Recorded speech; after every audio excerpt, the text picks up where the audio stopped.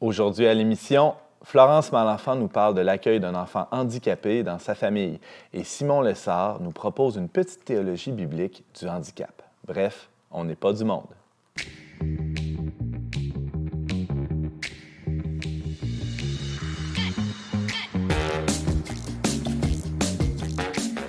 Bonjour à tous et bienvenue à votre magazine Foi et Culture. Ici Antoine Malenfant dans nos nouveaux studios à Québec et j'ai le bonheur d'être accompagné de nos trois chroniqueurs. Ariane Beauferré, bonjour. Salut Antoine. Simon Lessard, salut. Bonjour Antoine, très content de te retrouver. Pareillement. Et Benjamin Boivin, bonjour. Salut Antoine.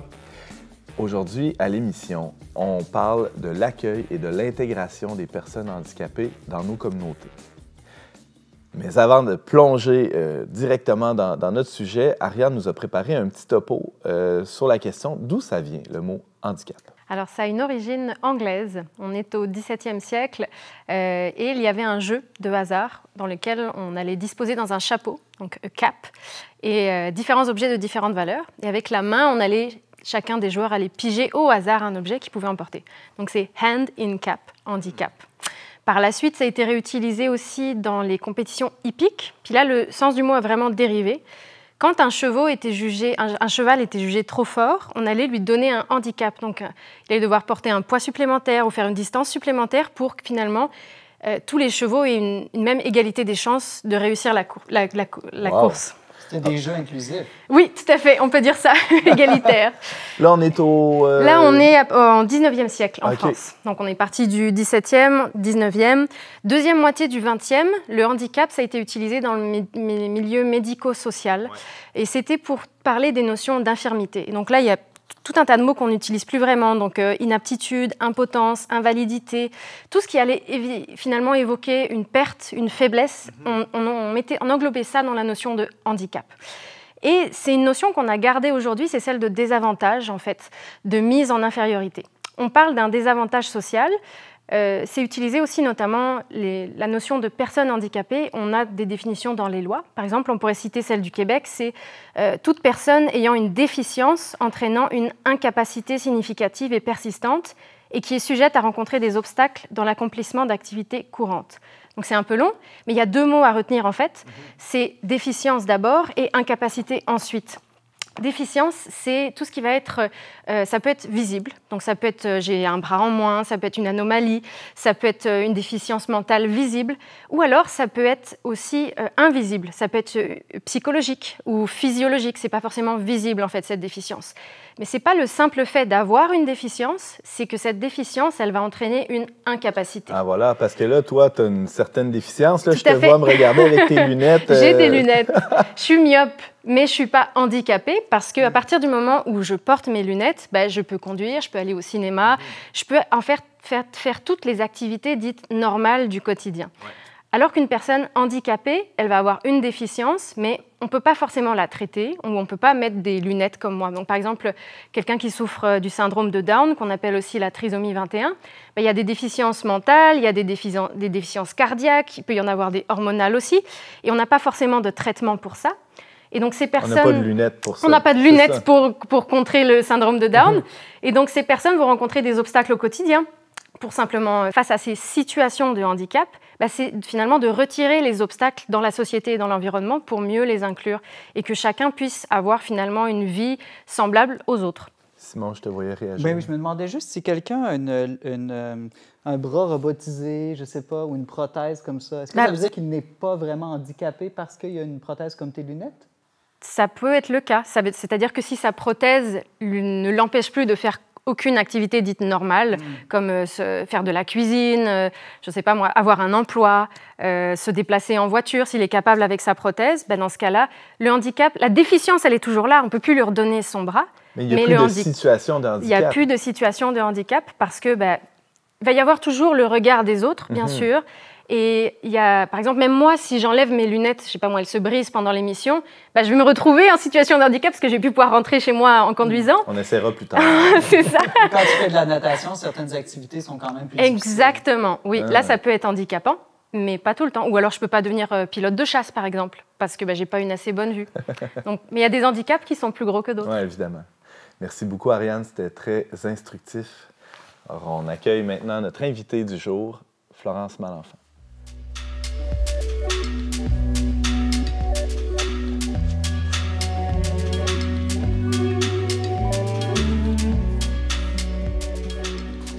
Laurence Malenfant, bonjour. Allô? Alors, bienvenue à On n'est pas du monde. Tu es mère de 6 enfants. Oui, bientôt 7. Bientôt 7, donc déjà mère de 7 enfants, on pourrait dire. Et ils sont tous différents. Oui. Il y en a une qui est plus différente que les autres, là, parce que c'est une fille. La seule, la pauvre, hein, c'est la 6e. C'est la 6e, oui. Mais il y en a un autre aussi qui a une différence assez marquée. Oui. Il est porteur de handicap. Il vit avec un handicap. Oui, c'est Cyril, le 5e, qui est né avec une malformation qu'on appelle le spina bifida. Et il a quel âge environ? Il a 2 ans et demi. OK. Oui. Alors, Cyril, est arrivé dans votre famille il y a 2 ans et demi, mais vous avez su, avant qu'il naisse, je pense, cette situation-là. Oui. Raconte-nous, Florence, comment ça s'est passé? Comment vous avez appris la nouvelle et comment vous avez réagi? En fait, on allait à une échographie de routine pour vérifier si tout était correct. Puis, tout n'était pas correct. Alors, le médecin est arrivé très vite après l'évaluation du technicien pour nous informer que notre bébé avait une malformation importante au niveau de la colonne vertébrale. Ça affectait le développement de son cerveau. Puis que, dans le fond, c'était une situation assez grave là, qui nécessitait qu'on aille en suivi en grossesse à risque, en génétique.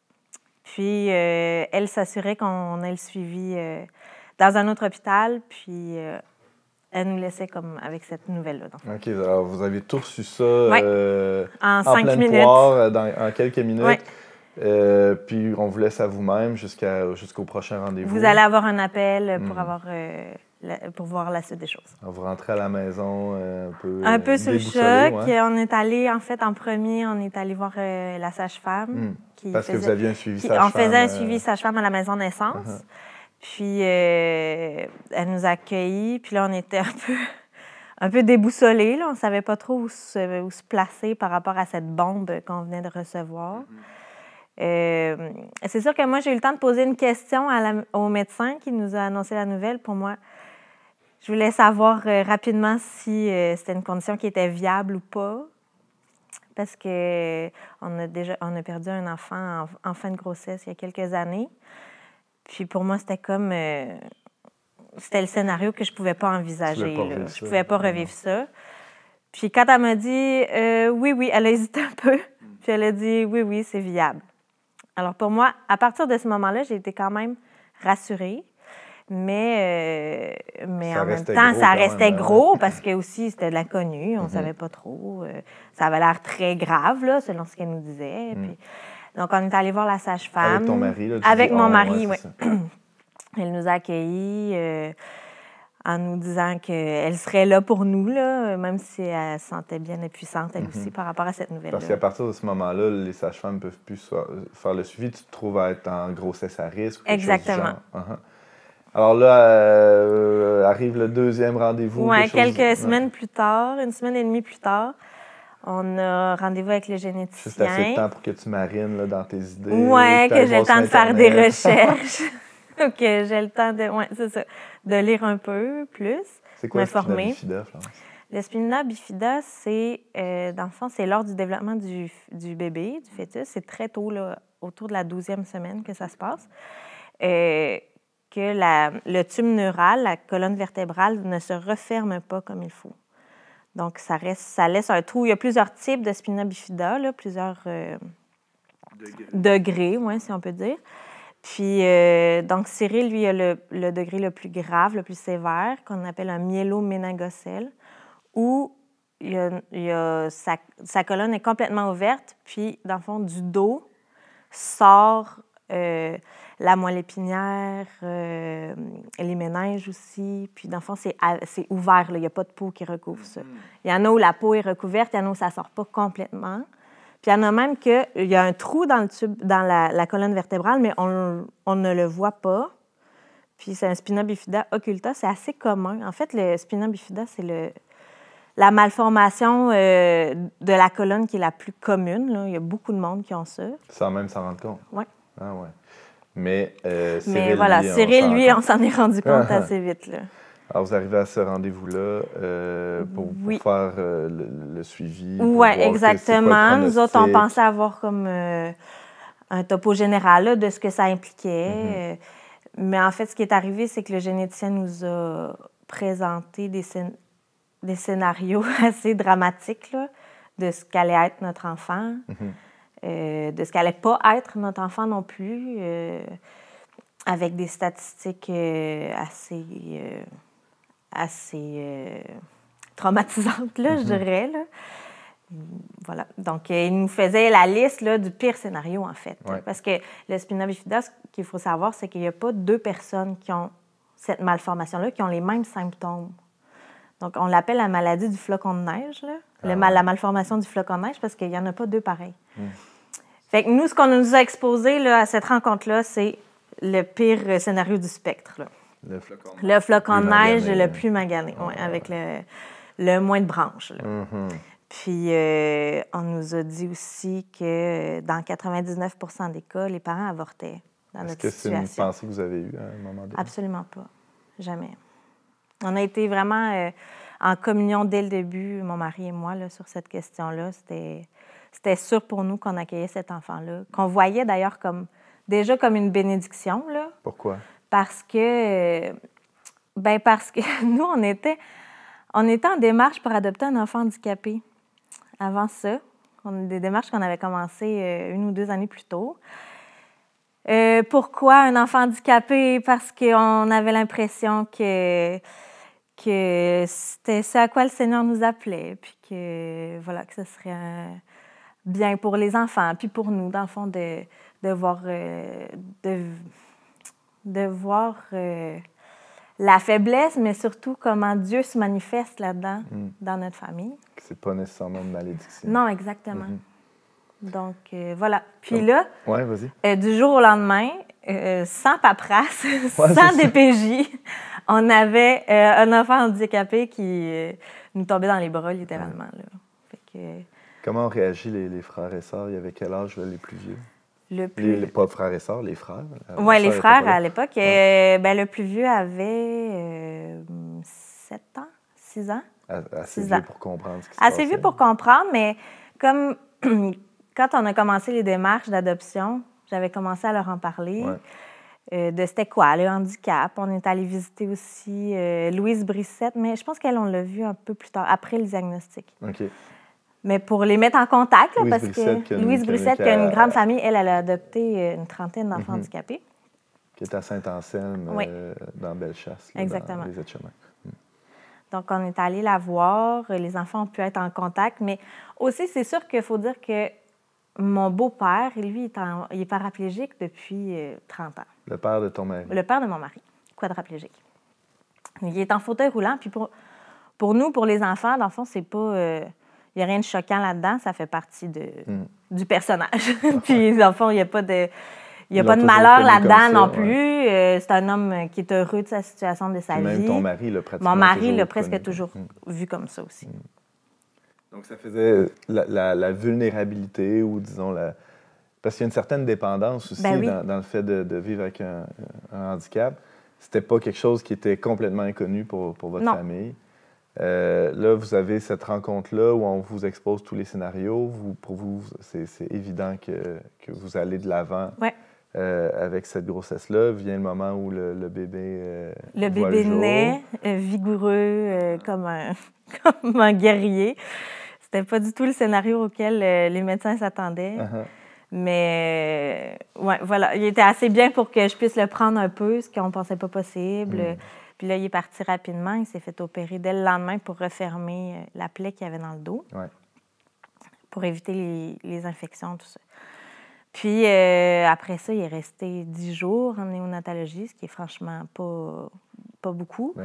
Puis, de retour à la maison avec plusieurs suivis, là, évidemment, de différents professionnels de la santé. Mais voilà, Cyril grandit, puis il s'épanouit, là. Je me demande, Florence, en t'écoutant, déjà, tu as beaucoup d'enfants, beaucoup de parents pour qui ils s'imaginent avoir beaucoup d'enfants, ça doit être déjà difficile. D'ajouter un enfant handicapé, est-ce que c'est pas venu en mettre trop sur vos épaules? Comment est-ce que ça a changé votre dynamique familiale? Ça m'a demandé, c'est une bonne question. Juste négatif, ouais. là, disons. Bien, ça m'a demandé d'être plus organisée. Je dirais ça. C'est sûr qu'on a beaucoup de soutien aussi, là. On a beaucoup d'amis proches, la famille, mes parents, mes beaux-parents sont proches, sont présents, sont prêts à aider beaucoup, là. Donc, pour le gardiennage, c'est sûr que ça aide. Mais oui, l'organisation, ça a été la clé, là. Puis j'ai mon agenda qui... Il ne faut pas que je perde, là, pour tous les suivis, mais ça s'est fait de façon assez organique, là, je dirais. Ça a créé comme une entraide, de ce que je comprends, de la famille et de la communauté autour de toi. Oui, vraiment, vraiment. Puis tout le monde était... Dans le fond, à partir du moment où nous, on a annoncé le diagnostic, les gens voulaient surtout savoir comment nous, on se sentait par rapport à ça. À partir du moment où on a dit, on le garde, puis on est content de l'accueillir, cet enfant-là, bien, tout le monde a partagé notre joie, puis notre attente, là, de le voir aussi. Dans le personnel soignant aussi? Le personnel soignant, ça a été un peu plus compliqué, là. Ça dépend de qui, je dirais. Il y en a qui ont été très réticents, qui ont insisté beaucoup pour qu'on mette fin à la grossesse. Puis, mais il y en a quelques-uns qui ont été plus accueillants, là, quand même. La gynécologue, entre autres, qui a été plus curieuse, là, je dirais, là, une belle curiosité, là, qui se demandait un peu... Vous étiez un peu exotique. Oui, c'est ça. Ah ouais, OK, pourquoi? Parce qu'après ça, aller voir en avoir d'autres. Puis, non, c'était intéressant. Ça amenait à des discussions que je ne pensais pas avoir avec elle. Puis depuis qu'il est né, Cyril, le personnel avec qui on travaille est extraordinaire. Vraiment. Il doit avoir... On pourra reparler peut-être de la réadaptation, tout ça, mais tu disais, ce qui intéressait les gens, c'est de voir comment vous viviez ça. C'est un peu ça le sujet de l'émission aujourd'hui. On veut savoir comment l'entourage d'une personne handicapée peut adapter l'environnement ou accueillir le mieux possible, intégrer ces personnes-là dans nos communautés, dans nos familles. Ouais. Qu'est-ce que ça a demandé comme adaptation? Tu dis que tu es plus organisé, mais d'un point de vue peut-être très physique ou même mental, psychologique, spirituel dans votre organisation familiale? Des ajustements? Oui, il y a des ajustements. Il n'y a pas eu d'ajustement physique encore à faire là, dans la maison parce qu'on a une grande aire ouverte. Puis là, Cyril, il se déplace en marchette. Mais il n'y a pas de corridor. Là, c'est assez, les codes de porte sont assez larges. Éventuellement, on va devoir mettre une rampe, là, probablement à l'entrée, mais pour l'instant, ça va. Il est encore assez petit aussi pour qu'on puisse le prendre dans nos bras là, pour les déplacements plus longs. Quand il va avoir 15 ans. Quand il va avoir 15 ans, on demandera au plus vieux. Parce que moi, je suis capable d'avoir eu plein de gars. Exactement. Oui, vraiment. Les adaptations qui ont été les plus marquantes, je dirais, c'est au niveau de la gestion du temps, là, vraiment. C'est pas juste... si j'ai un rendez-vous, ben là, justement, il faut que je prévoie le temps de marchette entre le stationnement puis le bureau du médecin, qui est comme une demi-heure, même si normalement c'est 5 minutes en poussette. T'sais. Fait que là, il faut que je le prévoie. Ces choses-là, si on va au parc, ben là, il faut qu'on prévoie une plus longue marche. Mais en même temps, ça s'est fait assez naturellement. Ben pour moi, moins que pour les enfants, je dirais, là. Parce qu'eux autres, ils sont très impatients d'aller au parc, ils sont contents, on y va. On habite à 200 mètres du parc. Puis là, tout à coup, ça prend plus 5 minutes y aller, mais ça prend 45 minutes. Fait que ils font des tours, des allers-retours en vélo, ils viennent nous rejoindre, puis ils tournent autour. T'arrives au parc, c'est le temps de retourner. Ils annoncent les craques de trottoir plus proéminentes. Attention. Oui, c'est ça. Fait que, dans le fond, c'est surtout ça qui a demandé de l'adaptation. La patience aussi. Oui, la patience. Bien, ça va avec l'organisation, la gestion du temps, là, je dirais, là. Est-ce qu'à son âge, Cyril est conscient qu'il est différent de ses frères et sœurs ou des autres enfants? Cyril est conscient de plus en plus des limites de son corps, je dirais. Mais je pense pas qu'il est conscient que ça diffère des autres. Il a quoi, là, 2 ans et demi? Il a 2 ans et demi, il va avoir 3 ans dans quelques mois. il se compare pas encore. C'est surtout ça, là. Des fois, il est fâché contre ses pieds parce qu'il reste pas à la bonne place. Ou bien, il sait, tu sais, qu'il sait comment descendre les marches. Il va me demander quel escalier peut descendre debout, quel escalier non. Puis souvent, je lui retourne la question, puis il sait, il est vraiment conscient de ses limites, puis il les gère très bien. Mais de là à dire, cet enfant-là, son grand frère peut courir, puis pas lui, pas encore. Il voit sa petite sœur commencer à marcher, puis il la trouve vraiment bonne. Puis il me dit « Oh, regarde, maman, Hélène marche. » Mais pas plus que ça, là, ça le rend pas triste. Là, il trouve ça vraiment chouette, puis il la trouve très bonne, en fait, mais sans se comparer. Un moment ou un autre de tout ce processus-là, à partir du moment de l'annonce du diagnostic jusqu'à aujourd'hui, est-ce que c'est un événement, Florence, qui a ébranlé votre foi ou qui vous a questionné? Pourquoi nous? Pourquoi moi? Je me suis posé cette question-là, mais pas dans le sens qu'on pense. Vas-y. Moi, je me suis demandé pourquoi nous, au sens où je me sentais indigne à un certain moment. En fait, je ne comprenais pas pourquoi le Seigneur nous avait choisis, nous, pourquoi il nous faisait ce cadeau-là. Mais si ça a fait quelque chose au niveau de ma foi, c'est que ça l'a renforcé, vraiment. Moi, je vivais une crise de foi depuis quelques années, après avoir perdu quelques bébés en grossesse, où j'avais vécu ces événements-là comme des événements d'injustice, beaucoup. Comme une victime un peu de ma vie, là, le doigt de Dieu s'acharnait sur moi. Puis quand on a eu le diagnostic, dans les semaines après, j'ai vraiment vécu comme une reconversion, là, je dirais, où je me suis sentie aimée de Dieu.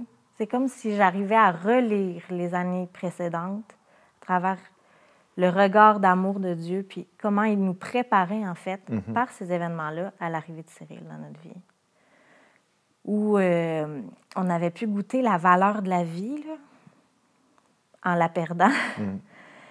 Puis, dans le fond, moi, ce que je me faisais...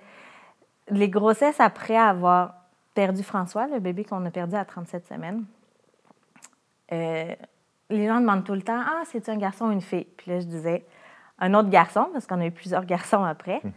Puis là, les gens étaient vraiment déçus pour moi. Là. Je ne sais pas pour quelle raison, mais les gens étaient très déçus pour moi. Puis ils me disaient « Ah, tant qu'il est en santé. » Puis moi, je répondais toujours « Tant qu'il est en vie. » C'est ça que je disais. Puis la grossesse de Cyril, les gens me disaient « Tant qu'il est en santé. » Puis j'étais comme « Il n'est pas vraiment en santé. » Ça faisait un malaise, mais c'était vraiment délicieux. Oui, vraiment. Là. J'avais ma revanche. Florence, est-ce qu'il y a des moments où, forcément, où on se projette dans l'avenir? Là, on parlait tantôt quand il va avoir 15 ans, un peu à la blague, mais est-ce que vous luttez contre cette tentation-là? Ou je dis tentation, mais je pense que ça peut en être une. Oui, ça peut en être une. De se projeter dans le futur, qu'est-ce qu'il va devenir, qu'est-ce que nous, on va devenir par rapport à lui. Toi, comme mère, comment tu vis ça? Oui, ça m'arrive de moins en moins souvent, je dirais. Là. En fait, ça vient par vague de me projeter, mais il faut vraiment que je lutte contre ça parce que souvent, c'est une occasion pour moi de devenir triste, là, parce que c'est plus facile de se projeter dans des scénarios c'est ça, tristes, là, ou difficiles, d'incapacité ou de différence, justement, de ses frères à tel âge, de stade que je me dis du développement, est-ce qu'il va vivre ça comme les autres, comment ça va aller dans le vestiaire à l'école, quand il va se changer, il va avoir des commentaires. C'est sûr qu'on lit aussi des histoires.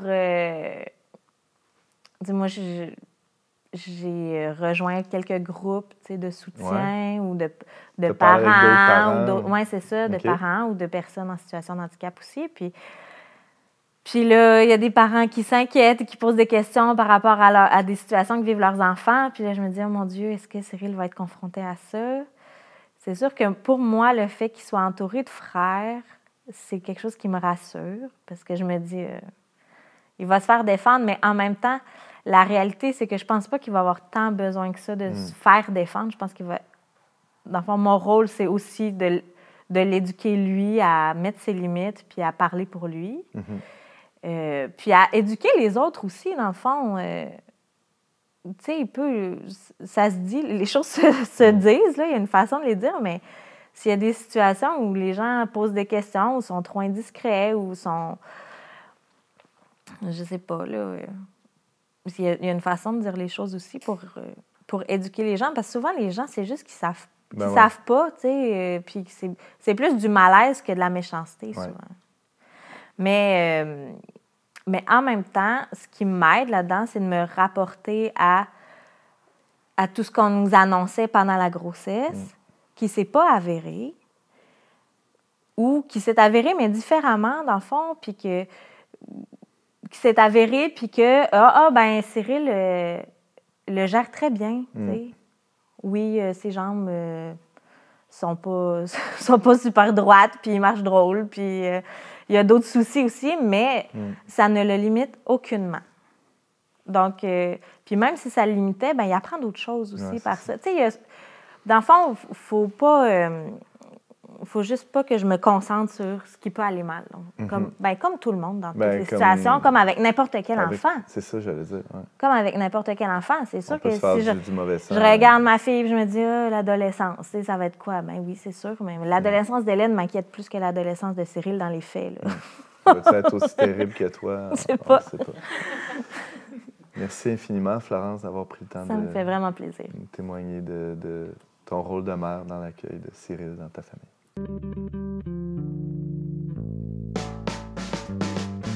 On n'est pas du monde est une émission produite par l'équipe du magazine Le Verbe. Pour vous abonner gratuitement et recevoir 8 numéros par année, visitez leverbe.com/abonnement. Benjamin Boivin, tu as des bonnes nouvelles pour les personnes vivant une situation de handicap. Non seulement ce n'est pas un obstacle, mais ça peut même être un tremplin vers le ciel. Tu as des exemples à nous donner? Ben oui, tout à fait. Il y a plusieurs scènes dans l'histoire de l'Église qui avaient des handicaps, et certains d'entre eux qui en avaient des assez sévères, en fait. Là. Et d'ailleurs, à toutes les époques de l'histoire de l'Église, on peut penser d'abord à quelqu'un comme le bienheureux Hermann de Reichenau. Donc lui, il a vécu au 11e siècle. Il est mort en 1054 à l'âge de 41 ans. Il avait une fente palatine, une paralysie cérébrale, il y avait le spina bifida ou peut-être une amyotrophie spinale. On ne sait pas trop, mais en tout cas, il ne marchait pas. Mais par ailleurs, c'était un grand intellectuel. Là. Il a construit la première astrolabe d'Europe.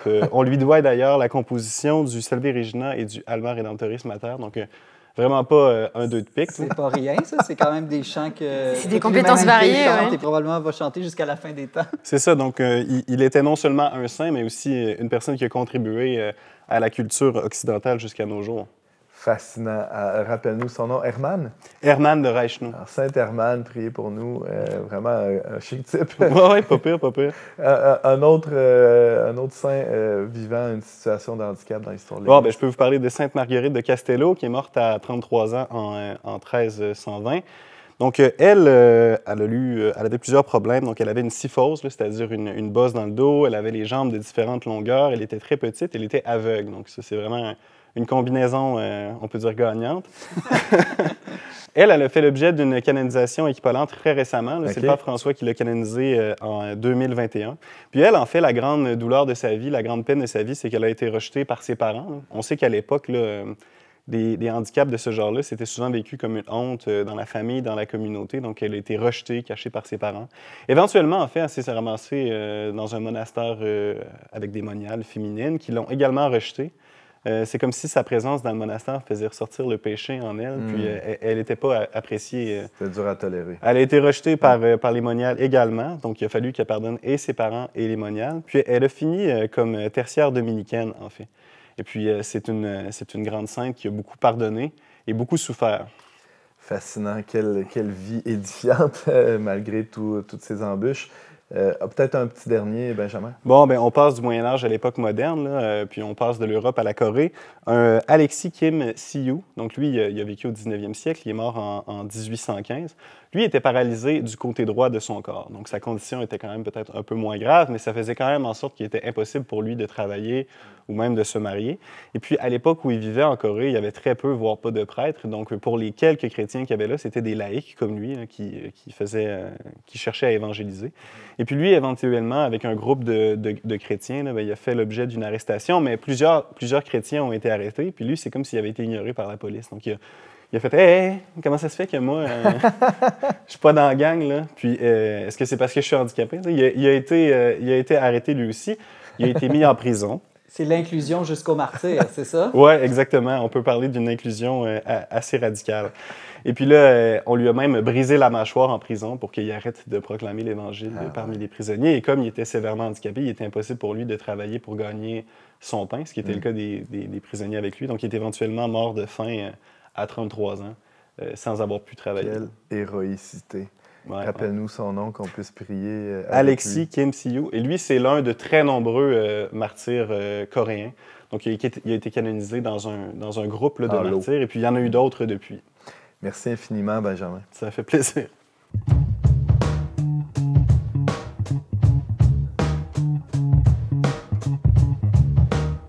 Alors, on a parlé de la situation de handicap, de l'accueil des personnes handicapées dans nos familles, dans nos communautés. Mais Simon Lessard, une question me taraude. Ah oui? Laquelle? Laquelle? Est-ce qu'il y a des personnes vivant une situation de handicap dans la Bible?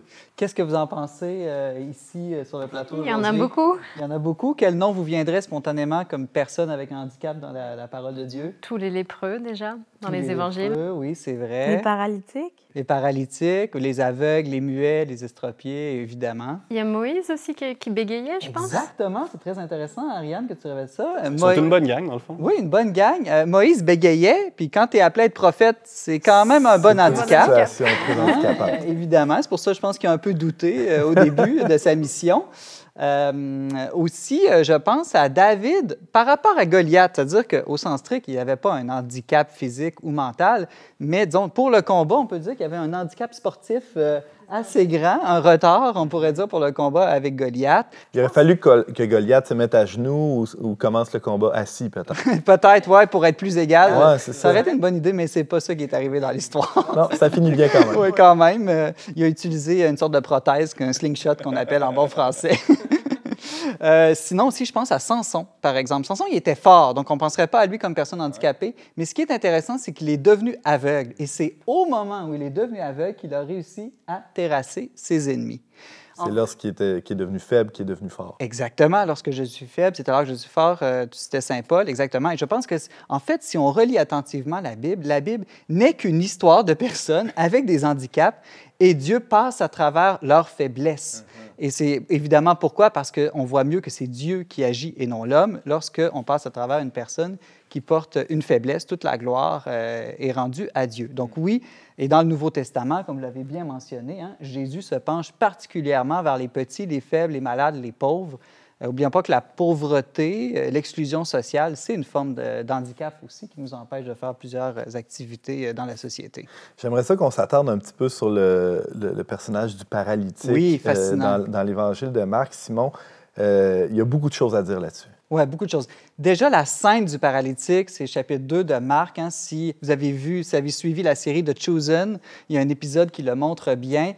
C'est spectaculaire comme scène. On est dans une synagogue, c'est rempli de gens. Les gens veulent se rapprocher de Jésus, mais la foule est trop compacte. Et voilà que 4 amis ont le souci de rapprocher de Jésus leur ami paralytique. C'est des bons chums, ça. Oui, puis ils vont jusqu'à monter sur le toit, faire un trou, le descendre. Écoute, ça devait être incroyable. Il n'y avait pas de rampe dans ce temps-là. Non, il n'y avait pas de rampe d'accès, exactement. D'ailleurs, sur ce point-là, le pape François a fait un point dernièrement pour dire c'est bien beau les rampes d'accès dans les églises, là, mais il dit l'inclusion, ça doit aller beaucoup plus loin que ça. C'est d'inclure comme membre à part entière de la communauté. Je pense qu'une des premières leçons qu'on doit tirer de cet évangile du paralytique, c'est jusqu'où moi je vais pour rapprocher de Dieu les gens qui m'entourent qui sont en situation d'handicap. Jusqu'à quel point je peux être persévérant, tenace et même créatif pour les aider à être plus près de Jésus, à avoir accès au sacrement, à la catéchèse et à toute la vie de la communauté chrétienne. C'est vraiment un premier exemple de ça. Ce qui est intéressant aussi, c'est que c'est pas juste un ami qui le fait, mais c'est une gang d'amis. Alors, il y a un aspect communautaire. Il y a un aspect communautaire aussi. Et aussi, ce qui est intéressant, Antoine, c'est comment Jésus accueille ce paralytique-là. C'est même un peu provocateur. Hein? Il dit d'abord, tes péchés sont pardonnés. Il ne dit pas d'abord, tu es guéri. Mais d'abord, il va dire, tes péchés sont pardonnés. Éventuellement, on sait, il va le guérir aussi.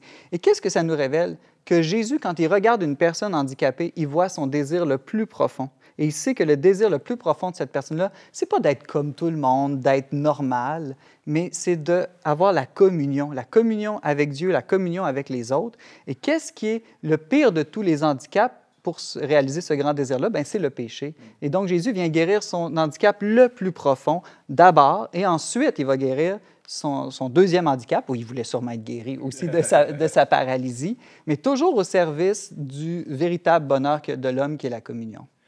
Il y a un autre passage célèbre dans les évangiles, dans l'évangile de Jean, où il est question d'une autre forme de handicap. Oui, bien, on connaît au chapitre 9 de l'évangile de Jean, le fameux chapitre où c'est question de l'aveugle-né. Et je pense, je vois dans tes yeux, Florence, que c'est un évangile qui semble te plaire ou te parler. C'est l'évangile qu'on avait choisi pour le baptême de Cyril. Ah oui? Oui. Bon, très bien choisi. Oui. On peut en parler justement.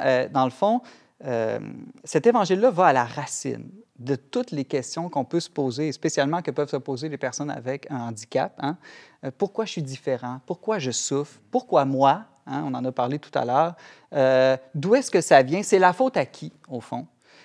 Et c'est ça un peu, hein, au début, les gens questionnent Jésus, Rabbi, Maître, qui a péché, hein, lui ou ses parents, pour qu'il soit né aveugle?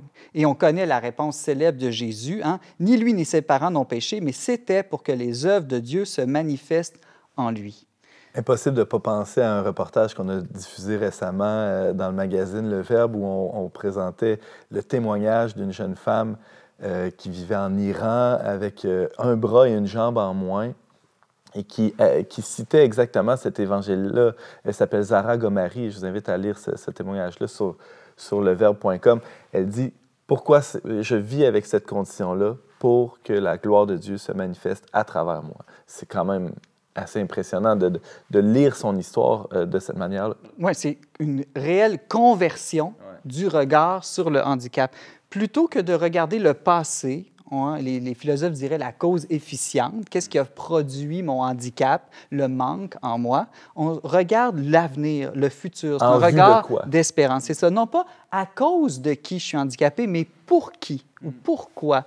Parce que si Dieu l'a permis, c'est certainement pour en tirer un plus grand bien, parce que là, on plonge dans tout le mystère le plus profond du christianisme, le mystère pascal de mort, de résurrection ou de croix glorieuse. Parce qu'on ne nie pas que c'est souffrant ou que c'est une croix pour ces personnes-là. Exactement, mais on croit dans la foi que s'il y a un mal en ce monde, dans ma vie, dans mon corps, dans mon esprit, c'est certainement, comme dit saint Augustin, parce que Dieu va être capable d'en tirer un plus grand bien pour moi, mais plus grand bien aussi, éventuellement, pour les autres autour de moi.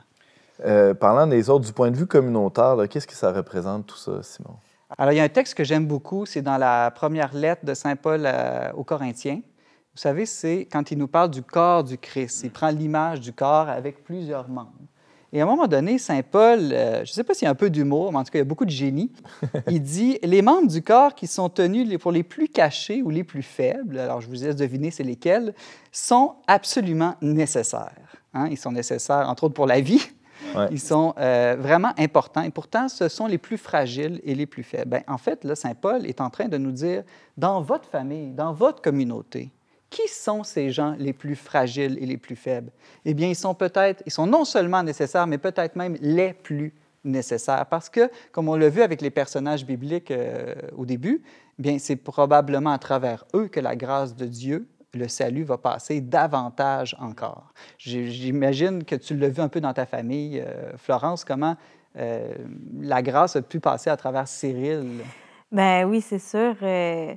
Moi, ça me fascine de voir toutes les discussions, en fait, que son arrivée a suscitées là, autour de nous, même dans des milieux pas catholiques ou pas croyants. Ça a soulevé beaucoup de questions que Cyril arrive dans notre famille. Puis beaucoup de remises en question aussi de la part des autres. Oui, c'est ça. Donc, aussi beaucoup d'entraide. On voit vraiment que les gens sont touchés là, juste par sa présence. Parce que quand il fait le 200 mètres entre la maison et le parc, là, que ça lui prend 3/4 d'heure, il y a le temps de croiser quelques passants dans le village. C'est quasiment une mascotte là. Chez nous. Les gens sortent sur leur perron pour le saluer, pour dire qu'on a un petit... Si tu vas saluer tout le monde, ça le rend Le 45 minutes, ça inclut son handicap, mais ça inclut aussi... oui, exactement.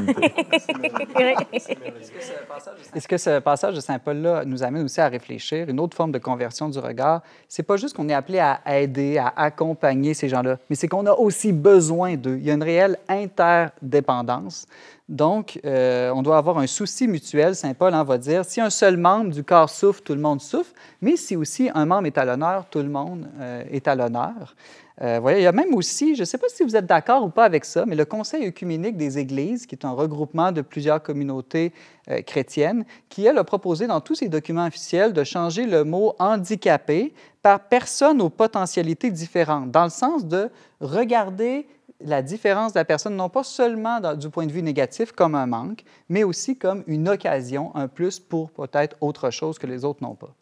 Mais est-ce que ça invisibilise pas un peu la réalité du handicap, d'utiliser des formules alambiquées comme celle-là? Bon, c'est vrai que, je ne sais pas si je vais devoir hocher la tête. C'est une opinion que je partage, vraiment. Bien, il y a une dimension de croix qu'il ne faut quand même pas nier dans la vie humaine. Exactement. Donc, ce serait peut-être une certaine critique. Oui, puis c'est aussi que c'est une partie de leur réalité d'être handicapés, ces personnes-là. Puis si on l'évacue, bien, en fait, c'est comme si on évacue...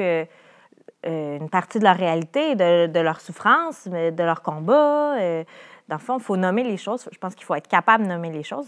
C'est un mot neutre, un handicap, puis être handicapé, après ça, c'est ce qu'on en fait, mais à la base, c'est pas un mot qui est connoté, c'est un mot qui décrit une réalité concrète. Ça dépend qu'est-ce qu'on en fait. Il ne faut pas enfermer la personne non plus dans son handicap. Non, c'est ça. Derrière le handicap, il y a une personne pas, riche. Mais ça aide, dans le fond, à décrire une partie de la réalité. Qu'est-ce que dit, tu as dit le Conseil œcuménique, c'est un regroupement de différentes églises, mais je suis curieux de savoir, est-ce qu'il y a des documents officiels de l'Église? Est-ce qu'il y a eu des prises de parole des papes dans l'histoire de l'Église sur cette question? Il y en a eu plusieurs, surtout depuis Jean-Paul II. Je pense qu'avant, évidemment, ça traverse toute l'histoire de l'Église, mais on utilisait plus maladie, pauvreté, d'autres formes de mots. On a vu que quand même l'origine du mot handicapé est assez récente là, dans l'histoire, donc c'est normal aussi que ce soit plus récent dans les documents de l'Église catholique. Très intéressant, je vous conseille de trouver sur Internet le discours de Jean-Paul II aux handicapés. Et non seulement c'est intéressant à cause du contenu, mais savez-vous où a été prononcé ce discours-là? Non, c'est une bonne tentative de réponse, mais c'est ici même, à Québec, à 1 ou 2 kilomètres de nos studios, au centre François Charon. On sait que durant sa visite au Canada en 1984... Un institut de réadaptation. Exactement, un institut de réadaptation. Et il a fait un discours aux handicapés. Il y a beaucoup d'idées intéressantes et à contre-courant dans ce discours-là du pape Jean-Paul II. Il dit, par exemple, que la souffrance, elle n'est pas absurde ou inutile. Quand elle est unie au Christ, elle peut vraiment devenir une puissance de transformation pour le monde entier et non pas pour simplement la personne qui souffre. Il va dire aussi, le pape Jean-Paul II, que au fond, la vie chrétienne, la vie surnaturelle de foi, d'espérance et de charité n'a pas besoin d'un corps parfait. Pensons ne serait-ce qu'aux personnes âgées. Leur corps n'est plus aussi bon que dans la vigueur de la jeunesse. Et même au contraire, que souvent, cette vie de foi et de grâce va se fleurir davantage à travers nos faiblesses. Donc, ça peut même être un avantage pour la vie chrétienne. En fait, c'est un avantage. C'est assez provocateur, en effet. Assez provocateur. On sait que le plus grand obstacle à la vie chrétienne, c'est l'orgueil. Peut-être que le handicap peut nous aider à grandir plus vite. Ça nous rappelle nos limites humaines en permanence, finalement. Donc, on ne pense pas qu'on peut tout réussir par soi-même, puis qu'on a besoin, finalement, de la grâce pour être sauvé. On peut moins s'illusionner, sur nos capacités. Et le pape termine en disant qu'on mesure la qualité, la valeur d'une société à sa capacité ou son respect envers les personnes les plus faibles de tous ses membres. Et il a des paroles assez fortes, je vous les cite. Il dit « Une société techniquement parfaite Alors, ça, c'est en 84, mais l'empire de la technique a En grandi. 1984. Oui, exactement, depuis. Donc, cette société qui se prétendrait techniquement parfaite, dans laquelle seuls sont admis les membres pleinement productifs, devrait être considérée comme radicalement indigne de l'homme, pervertie par une sorte de discrimination non moins condamnable que le racisme. Donc, vraiment, et je ne sais pas ce que vous en pensez, avez-vous l'impression que notre société progresse ou régresse dans l'inclusion des personnes handicapées? Je pense qu'il y a un progrès réel là, qu'il faut souligner. Moi, je vois que, par exemple, dans mon village, il y a un changement de toutes les infrastructures. Là. Ils ont reçu une subvention, puis toutes les infrastructures municipales sont maintenant adaptées aux personnes à mobilité réduite, ce qui n'était pas le cas avant. Puis il y a des subventions qui sont offertes du gouvernement pour ça, pour favoriser l'accessibilité aux lieux. Je vois aussi Parce qu'une petite municipalité n'aurait peut-être pas les moyens. Non, exactement. Ça serait exactement. un choix politique un peu difficile à faire. Puis, je pense qu'il y a un mouvement d'inclusion générale là, des minorités ou des marginalisés qui inclut les personnes handicapées. C'est sûr qu'on en parle moins que d'autres marginalisés. En même temps, tu as rapidement proposé l'avortement et même fait un peu de pression pour aller dans ce sens-là. C'est sûr. C'est sûr. C'est un discours... C'est l'inclusion de ceux qui sont déjà là, finalement. Voilà. Mais c'est ça, tu parlais tantôt, tu disais que avant la naissance de Cyril, on t'a tenu ce discours-là. Oui. Et puis après, tout d'un coup, on t'a donné un soutien quand même de qualité. Ah oui, vraiment, là, que je pensais pas avoir. Je pensais pas qu'on pouvait avoir autant de support, de soutien. C'est un grand paradoxe. Cette dualité-là, entre d'un côté et l'autre de la frontière de la naissance, c'est quand même intéressant à explorer. Bien, tu vois, il y a aussi le fait de... Parce qu'il y a une aide gouvernementale pour les familles qui accueillent un enfant handicapé. Puis moi, je mettais un peu en parallèle le fait qu'on s'est fait dire qu'il était trop handicapé pour vivre avant que j'accouche. Puis là, les formulaires qu'ils nous font remplir pour avoir accès à cette aide-là, financière, il faut prouver qu'il est assez handicapé. Avec là, puis il faut cocher les bonnes cases. Là. Il faut être très agile. Là, ouais. C'est des agents du même État. Oui, exactement. Ouais. Simon, le temps file. Il y a une autre question qui me taraude. Oui. Là. Il y en a plus qu'une. Est-ce qu'il y a des handicaps au ciel? Est-ce qu'il y a des handicaps au ciel? Qu'est-ce que vous en pensez, vous? Il n'y a plus d'obstacles à la vie en tant que telle, vu qu'on est pleinement dans la vie. Donc, il n'y a plus de handicap. Non, il n'y a clairement pas de handicap au ciel. Je pense que la réponse est évidente. Le ciel, tout est parfait. Hein? On est dans l'espérance d'avoir des corps glorieux, mais aussi des esprits, des cœurs glorieux, parce que... Je vais retrouver mes cheveux, c'est ça que tu es en train de dire? Bien, en tout cas, si c'est la meilleure version de toi-même... Mais pas au purgatoire, par exemple. Il y a Origène qui dit qu'au ciel, puisque la forme parfaite, selon les anciens, est la sphère, nous serons tous des boules. Alors, certaines personnes se rapprochent plus ou moins de la forme parfaite. La maternité, c'est la perfection. Ah, exactement. Non, mais en fait, ce sera surtout un corps et un esprit mieux adaptés à la communion avec Dieu, avec tous les bienheureux. Donc, de fait, il n'y aura plus d'handicap. Par contre, il n'est pas impossible qu'il y ait des marques que nous avons portées, des handicaps dans notre vie sur Terre. Comme les stigmates du Christ. On sait que saint Thomas a touché les trous dans les mains de Jésus.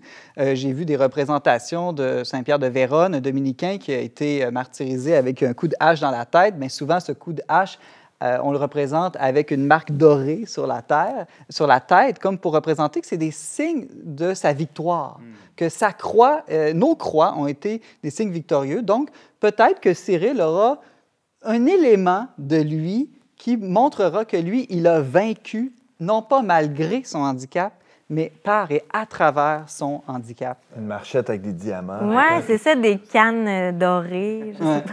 Au fond, je pense que l'idée, c'est de reconnaître que c'est ça. On a tous, d'une manière ou d'une autre, une forme d'handicap, au moins de péché, de faiblesse, de vice dans notre vie.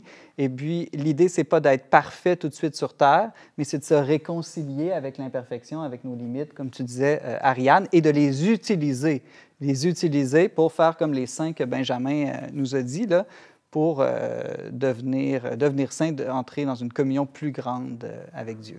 Avant de se quitter, peut-être un petit truc, juste un ou deux petits trucs là, pour mieux inclure les personnes vivant avec une situation de handicap dans nos communautés, dans nos églises, Simon? Oui, bien, il y a une dame qui s'appelle Isabelle Châtaignier en France qui est elle-même handicapée, qui travaille avec des enfants autistes et qui, dans ses trucs, dit aussi de s'intéresser beaucoup aux proches des personnes handicapées. C'est bien d'aller vers les personnes handicapées, d'entretenir une relation amicale et non seulement d'aidant avec ces gens-là, mais beaucoup les proches.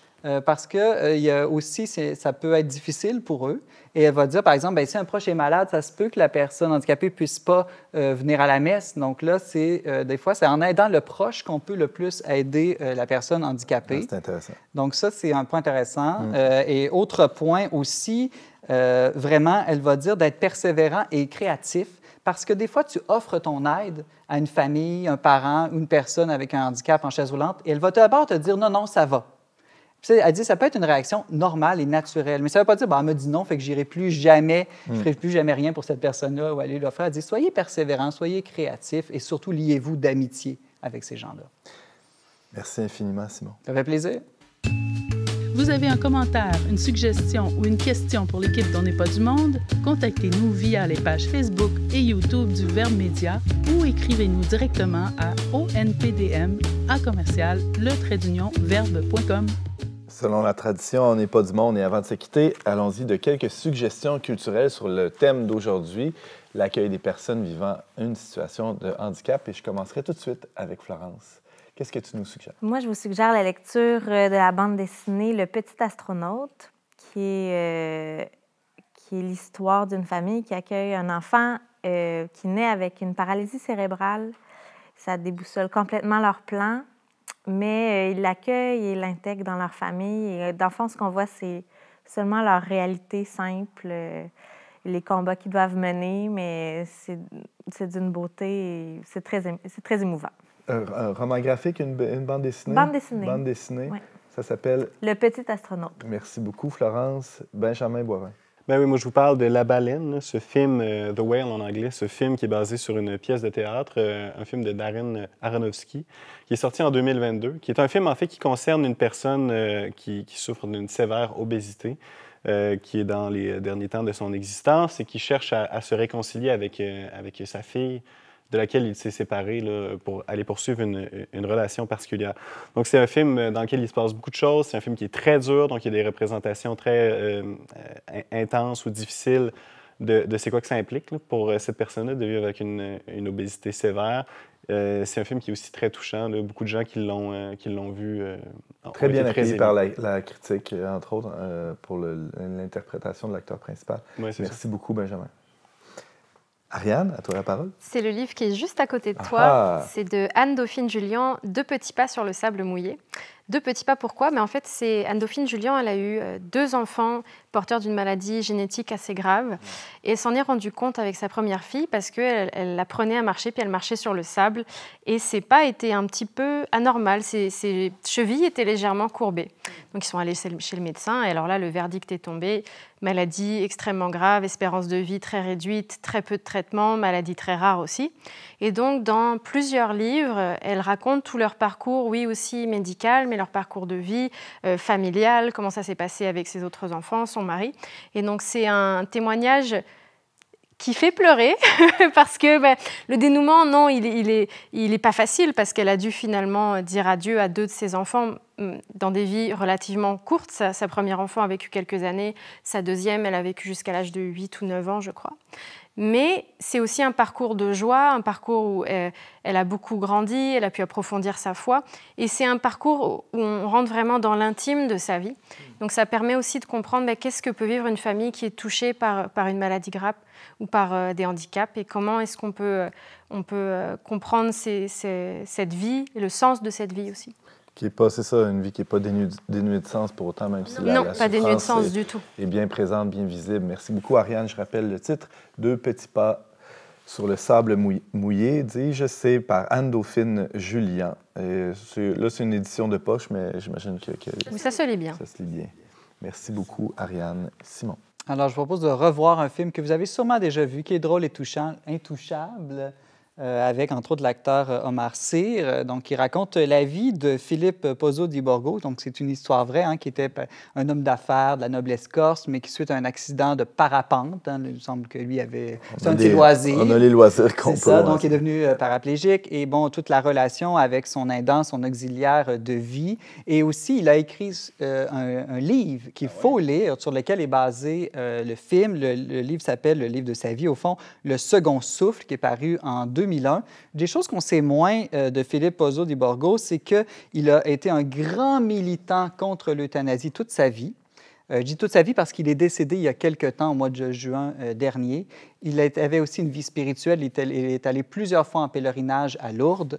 Et aussi, si on veut approfondir la thématique de comment mieux accueillir en Église les personnes handicapées, il a fait une intervention vraiment intéressante auprès de l'Église catholique en France, qu'on peut trouver facilement sur Internet, qui s'appelle « Avec un handicap passionnément vivant ». Et il ne va pas de main morte, il interpelle vraiment l'Église à faire plus pour intégrer pleinement les personnes handicapées. Tu es en plein dans le thème de l'émission d'aujourd'hui. En plein dans le thème, j'ai réussi ma recommandation. C'est dur d'être plus dans le mille. Okay. Merci beaucoup, Simon. Et j'en profite pour remercier tous les chroniqueurs de l'émission d'aujourd'hui, Ariane, Benjamin et notre invitée Florence. Merci à vous d'avoir été avec nous aujourd'hui. Je vous invite à partager largement cette émission sur vos réseaux sociaux. Et on se dit à très bientôt pour une autre émission d'On n'est pas du monde.